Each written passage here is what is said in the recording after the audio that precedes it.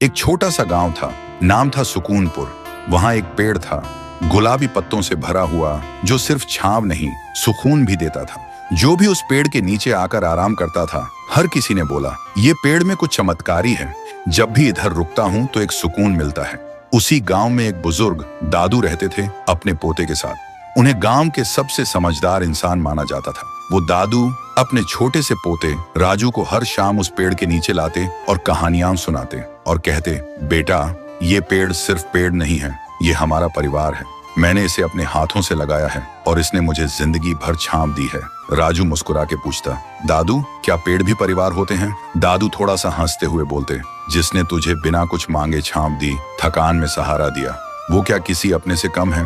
तभी पेड़ से पत्तियां गिरने लगती हैं, जैसे वो खुद सुन रहा हो, जैसे उसकी सांसें भी कहानियों में चल रही हो।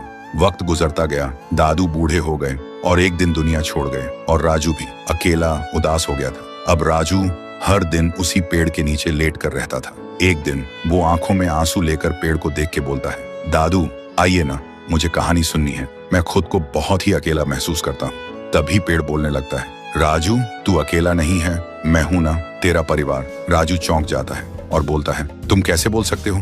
तुम तो पेड़ हो। पेड़ ने धीरे से कहा, तेरे दादू ने मुझे इतना प्यार दिया था, हमेशा मुझे परिवार समझा, और आज तुझे यूं टूटा हुआ देख के मेरी रूह कांप गई। मैं कैसे देख सकता हूँ अपने परिवार को ऐसे तन्हा? उसी दिन से राजू फिर से मुस्कुराने लगा था, क्योंकि अब वो अकेला नहीं था। उसके साथ उसका पेड़, उसका परिवार था। वक्त गुजरता गया, राजू बड़ा हुआ और एक दिन शहर चला गया। गांव की जमीन बिक गई और एक दिन उसी पेड़ को भी काटने का वक्त आ गया। जब पेड़ गिरा, ऐसा लगा जैसे कोई दिल टूट गया हो, जैसे कहानी अधूरी रह गई हो। सालों बाद राजू वापस आया और जहां कभी पेड़ था, वहां सिर्फ मिट्टी थी। देखते ही उसके आंसू बहने लगे। उसने धीरे से कहा, दादू, आपने कहा था ये पेड़ मेरा परिवार है, लेकिन मैंने ही इसे छोड़ दिया था। आज मुझे दुनिया की सबसे बड़ी धूप में छांव चाहिए, पर मेरे पास कोई नहीं है। आप नहीं हो, और जिसे परिवार बोला वो पेड़ भी नहीं रहा। राजू फिर से अकेला हो गया, लेकिन तभी जमीन की मिट्टी में से आवाज आई, राजू, मत रो, मैं हूं ना, तेरा पेड़, तेरा परिवार। तुझसे दादू की हर कहानी सुनी, तेरे हंसने की गूंज मेरे तन में अब भी घूमती है। मैं गया नहीं हूं, मैं तेरे साथ हूं। जब तक तू मुझे याद रखेगा, मैं तेरे साथ जीता रहूंगा।